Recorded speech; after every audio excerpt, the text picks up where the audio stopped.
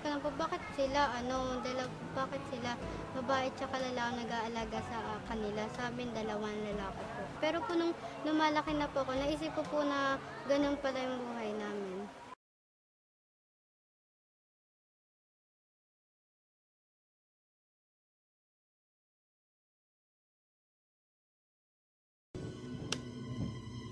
Okay, balik tayo. Showbiz Power Reloaded. Inyo pa rin nakasama, Larry King, ang nag-iisang Larry King. At Sa loob ng 6 na taon, namamayagpag na sa ere ang boses ng AM radio personality na si Larry King o Larry Dagya sa totoong buhay.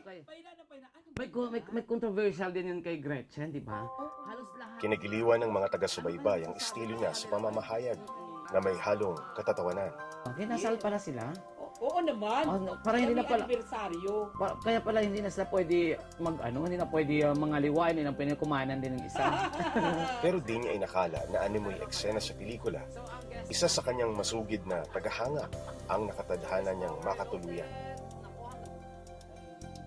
Kasi dito ko siya natagpuan sa dami-daming mga listener, mga nagtumatawag ng mga nabibisita dito na nagpaparamdam. So siguro isa din yun na doon ko nakita din ng mga doon ako nakapamili ng mga maging makasama ko sa buhay.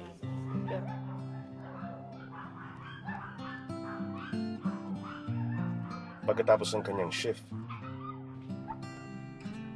diretso sa bahay si Larry kung saan naghihintay sa kanya ang dalawang anak na sina Jezreel at Daniel. At ang dating tagahangang naging katuwang niya sa buhay sa loob ng 11 taon, si Glenn. Hi, Gong. Hi. Listeners niya kasi ako. Siguro mga dati, 11 years ago, nakikinig ako sa program niya tuwing gabi. Tapos yun, parang silent listeners niya ako, sa tutuwa ako sa program nila kasi about sa mga katatawanan, ganyan. Nag-decide ako na tumawag sa kanya, tawag ako para mag-on air. Mula sa pagiging tagapakinig, naging malapit na magkaibigan, sina Glenn at Larry. Hanggang kalaunan, mas lumalim pa ang kanilang ugnayan. Nagkita pa kami noon, February 18, birthday ko noon. Sa office na? Sa office. Oo, sa office na kami noon ng birthday niya. At nag-guest siya live. Tapos, tinanong ko lang sa isang tanong, isang sagot. May gusto ka sa akin o wala? Kung wala, tapusin na natin tong kalukuhan to.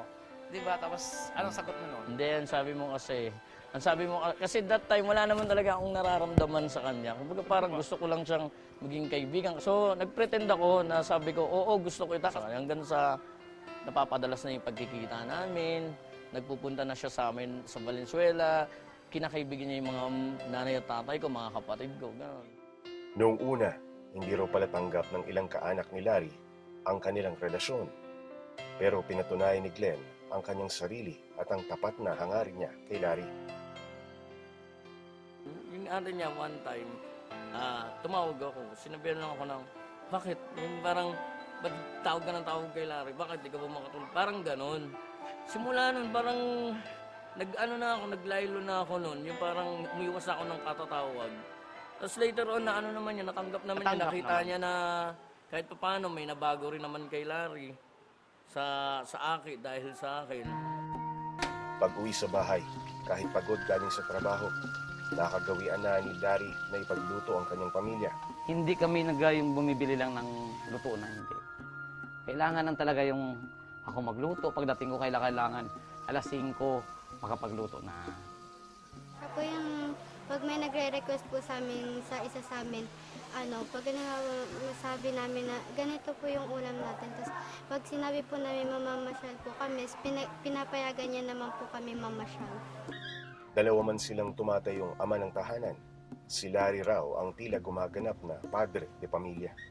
Pag sa bahay, ako yung parang tatay, ako yung nagtatrabaho at ako yung nag-aano sa mga bata na pag in case na may may mag-aaway sa kanila, ako minsan ang haharap o kaya siya. Pag nanay naman ang role, ito na siya. Tuwing nasa trabaho si Larry, si Glenn naman ang nagsisilbing house husband at punong abala sa mga gawaing bahay. Eto na, kainan na. Oy, Juliana. Taong 2003 nang tila biyaya ang dumating sa kanilang buhay ang panganay nilang si Jezreel. Parang siguro dininig yung ano, hindi naman kami mabuntis parehas. Kaya 'di ba parang may isang ina na parang wala na siyang magawa dahil kailangan niya ibilin yung anak kaysa makita pagala-gala. Iniwan sa amin 7 months old ang bata. So kami na noon inalaga na namin. Simula nun, kami na. Habang lumalaki po ako, mapagmahal po sila, naalagaan naman po nila ako na mabuti. Noong nakaraang taon naman, kinupkup na rin nila ang noong 9 anyos na si Daniel na dating nasa pangangalaga ng mga magulang ni Glenn. Parang pamangkin ko siya, lumalabas na pamangkin ko nga siya. Parang nakakaawa kasi bigla yung, alam mo yung nangungulila si bata dun sa dalawang matanda. Nanay, Kasi ang kinagisa niyang magulang, si mama at si papa, kaya ang tawag niya mama at papa.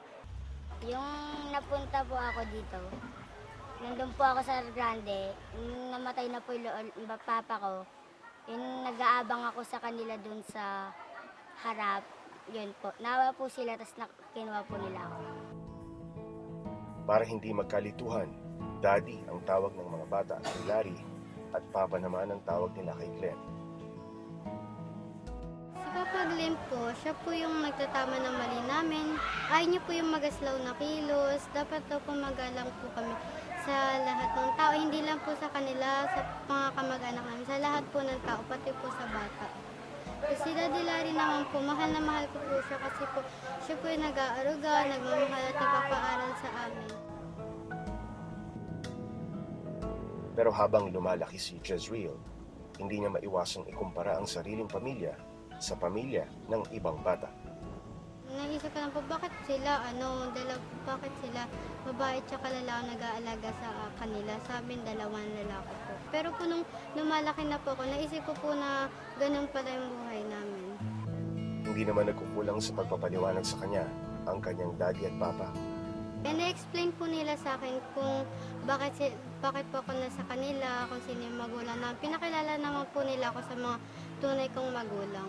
Actually, baby pa sila, alam na nila yung totoo. Hindi kami normal na magulang na kagaya ng ibang mga bata. Hindi namin tinatago na kami ito, pinakilala namin itong tunay mong magulang, itong papa mo, itong ang mama mo. Sa murang edad, maagang naging bukas ang isip ni na Jezreel at Daniel sa realidad ng kinalakhan nilang pamilya. Kaya sa gitna ng panunukso ng ibang bata, sila ang numero 1 tagapagtanggol ng mga kinagis na nilang magulang. Pinuli po kasi nila ako na ikaw naman dalawang lalaki yung nag-aalaga sa'yo, hindi na ang babae at lalaki. Kasi sinabi ko po, hindi naman importante yun. At least ang nag-aalaga sa akin, mabait, hindi katulad nyo na nambubuli kayo. Minamahal nila, pinag-aaral nila ako na maayos. Pinasa nilang bakla. Sabi ko po, okay lang yan, at least nagpapaaral at nagpapakain sa amin. Hindi na po ako pumapata sa kanila. Pero kahit mismo sina Glenn at Larry, sa kabila ng paniniwalang mas tanggap na ng lipunan ang uri ng relasyong meron sila, hindi pa rin nakaliligtas sa panghusga. Hindi ko na pinagpapapansin kasi katwiran ko, hindi naman ako liligaya sa kanila. Parang wala lang, kasi pag pinansin mo, gulo lang. So, dead ma. Pero kung ako ang tatanungin mo kung anong nararamdaman, kung anong sabihin nila at mga reaksyon nila, wala. Bakit? Magkakapera ba ako sa kanila? At buhay ko to eh. Ginusto ko to. Ito Sinunod mo ako. na yung nararamdaman mo. Sinunod ko lang ang nararamdaman ko. Tama ka dyan ko. Kaya para iwasan na rin ang pambabatikos ng mga taong lubos na nakakaunawa, inilulugar nila ang kanilang kilos tuwing lalabas ng magkasama. Hindi kami yung katulad ng ibang couples na may showy. masyadong revealing, yung nag-holding hands, gano'n, yung pa-sweet-sweet kahit nasa public. Kami ganito lang, normal lang. Sa huli, mas mahalaga para sa kanila ang pagtanggap at suporta ng mga taong malalapit sa kanila. Sabi nga nila yung respeto, kung gusto mo ng respeto, respetuhin kayo, una mo munang respetuhin yung sarili mo. Ang isang normal at kompletong pamilya hindi nasusukat sa kasarian ng mga magulang, kundi sa mga anak na pinalaki sa respeto at pagmamahal. Ito naramdaman sa